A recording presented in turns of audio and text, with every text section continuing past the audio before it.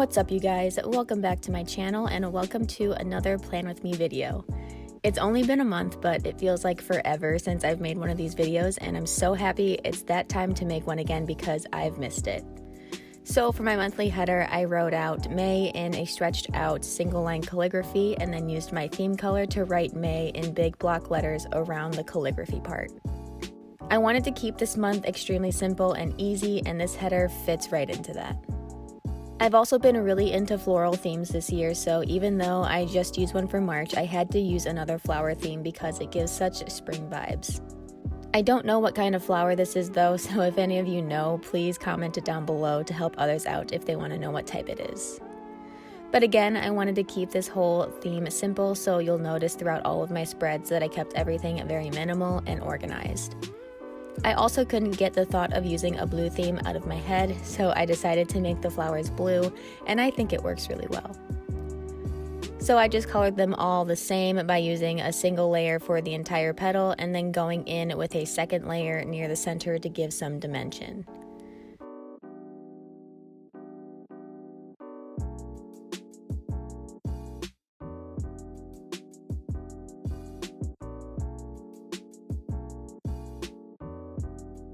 And then to finish them off, I drew a small line at the bottom center of each petal.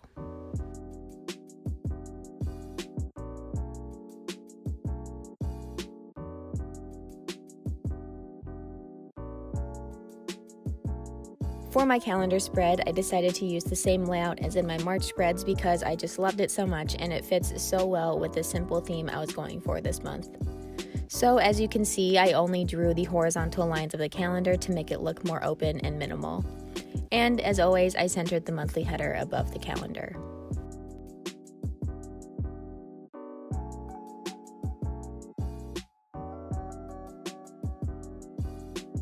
Then to bring some color into the calendar, I just highlighted the area where I was going to write the days of the week.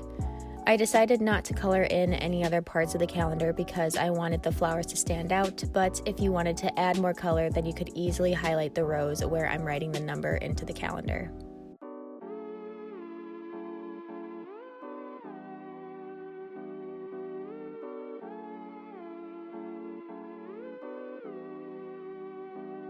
To finish off the calendar, I wrote in the days of the week at the top where I previously highlighted. I kept this part simple by using my regular handwriting, but you can also write them in cursive as well. And then I filled in all of the empty areas around the spread with flowers. Similar to my cover page, I kept these doodles pretty organized in order to have that minimal feel.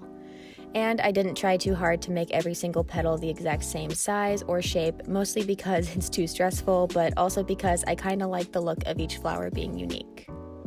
They still all look fairly similar, but it gives the spread a bit more character when there are subtle differences between each flower. Plus, not worrying about making them all the same makes it a lot easier and faster to make all the spreads. Do you like to spend a lot of time on your spreads, or do you like quick and easy spreads? If I have extra time, then I like to spend longer on my journal, but sometimes there's just not enough time and I like to have spreads that take less than 10 minutes.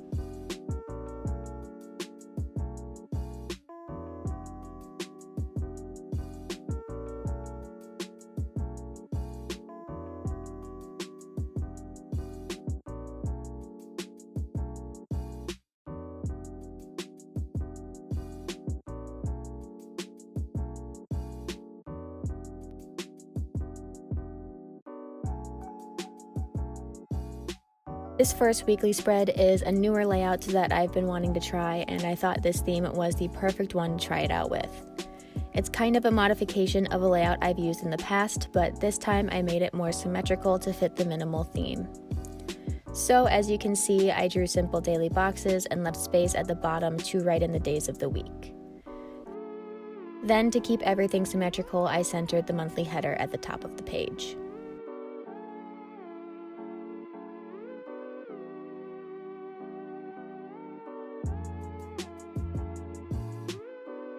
To complete the daily boxes, I wrote in all of the days of the week in an all uppercase handwriting. You can use whatever lettering type you like for this part, but to me, this one seemed to fit the spread best. You can also keep the days at the top of the boxes if you prefer, but I decided to put them at the bottom for something a little bit different. And then I added my mini calendar at the bottom right corner of the spread.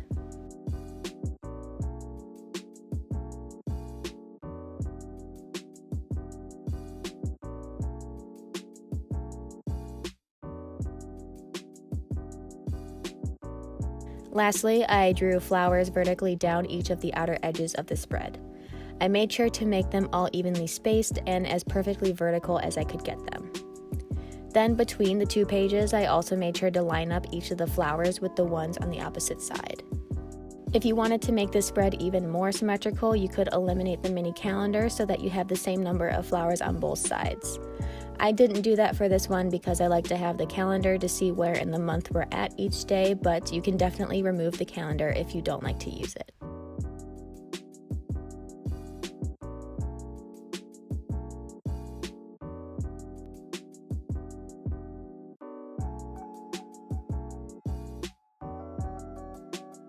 For my second weekly spread, I went with one of my newly favorite open layouts where I only use a simple line and flag for the daily headers.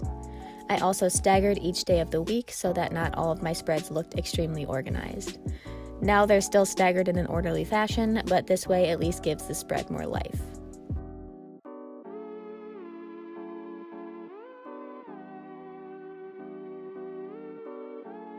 To tie in the theme color, I only shaded in the flags where I wrote the number for each day, and then I wrote in the days of the week next to the flag using a simple calligraphy. I didn't add any color to the days of the week because I felt that it would look too crowded since it's such a small header. Plus now both the numbers and days stand out more with it like this. But don't let me stop you from adding more color to these headers if you want to. It's your journal, so make it in a way that you will enjoy it.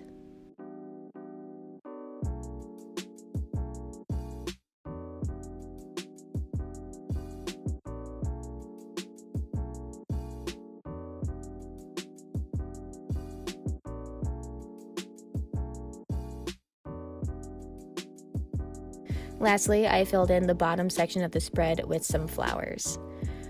Let me know what you think about having the flowers in rows as opposed to randomly placing them around the pages. It gives such a different vibe from what I would normally do with a theme like this, and I love all of the extra white space it gives in each spread. It's always so hard for me to leave white space in my spreads because I feel like they're unfinished or boring, but this time I really wanted to try it out and I love how it looks.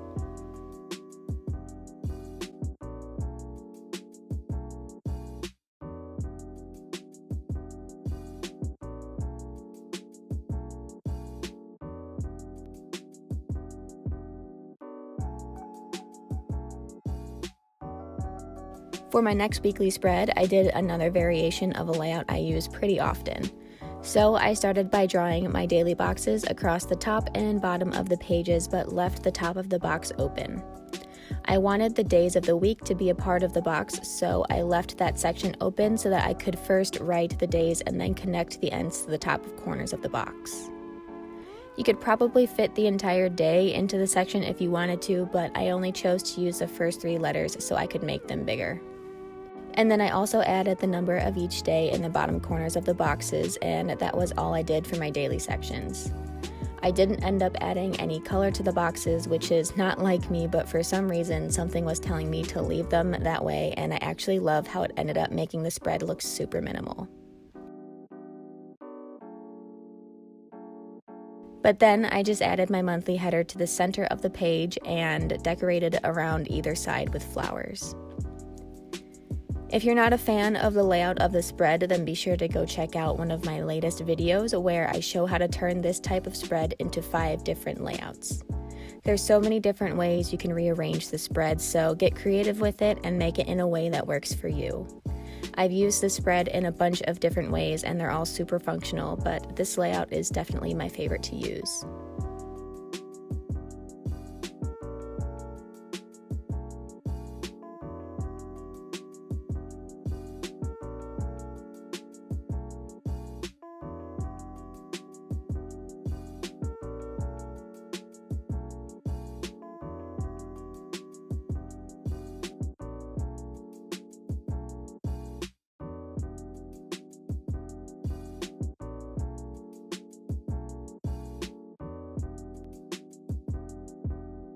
For my last weekly spread, I used one of my favorite open layouts. It's one of my favorites because there's so many ways you can design it and make it feel like different spreads, although the structure is the same. For this time, I left space near the center of the spread for the days of the week, and then I added a flag near the outer edges for the numbers of each day.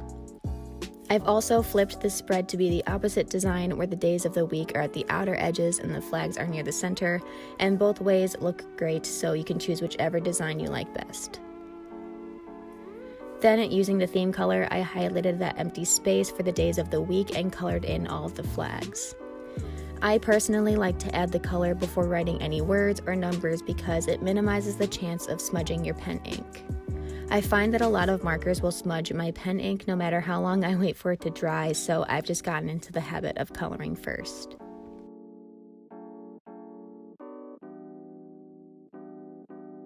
And then I just added in the numbers and days of the week under each daily section.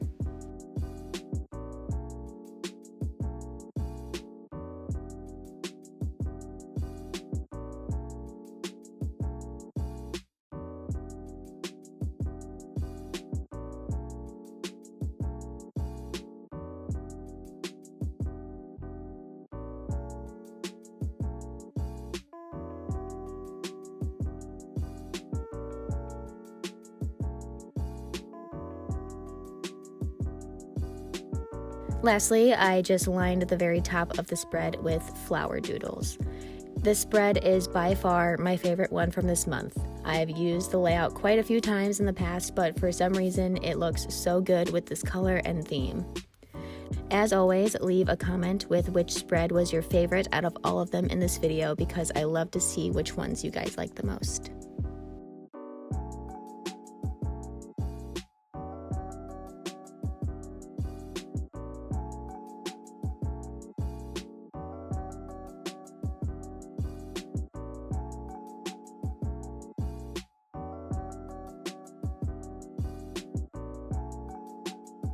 For my habit tracker, I started by writing the header the same way as all of my previous spreads. I like to keep all the headers for each spread the same style to keep everything connected and cohesive throughout the entire month. For the layout of the spread, I just drew mini calendars for each habit I want to track this month. And to switch things up a bit, I added a ribbon above each calendar where I can write in each habit instead of just writing them freely above the calendar like I usually do. I originally thought about having the ribbon floating above the calendar instead of connected to it, but changed it at the last minute, and now I can't tell which one would have been better. So let me know in the comments which way you think looks best. Then I drew a few flowers down at the bottom of the spread to tie in the theme and colored all of the ribbons with the theme color. I'm only tracking 6 habits this month, so that's why I had the extra space to add in some flowers, but if you wanted to track more than 6 habits, you could condense the layout a bit more, remove the flowers, and add 2 more calendars for 2 more habits.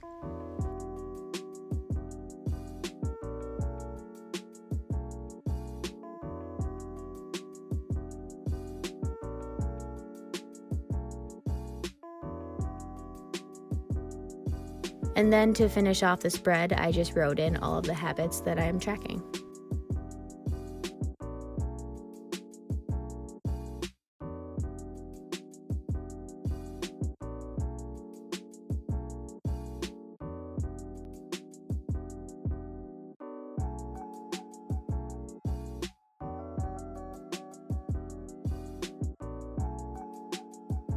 Lastly, I finished off my May spreads with a mood tracker.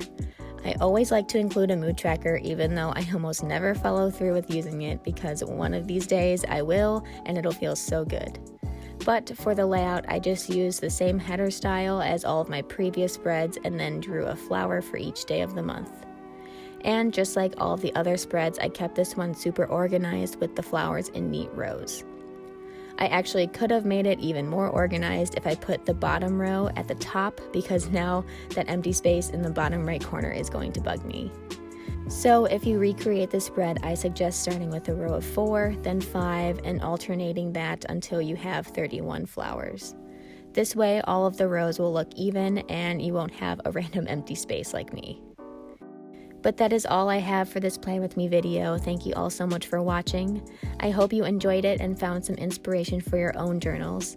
Be sure to give this video a thumbs up if you enjoyed it. Don't forget to subscribe for more videos and keep on watching for a full flip through.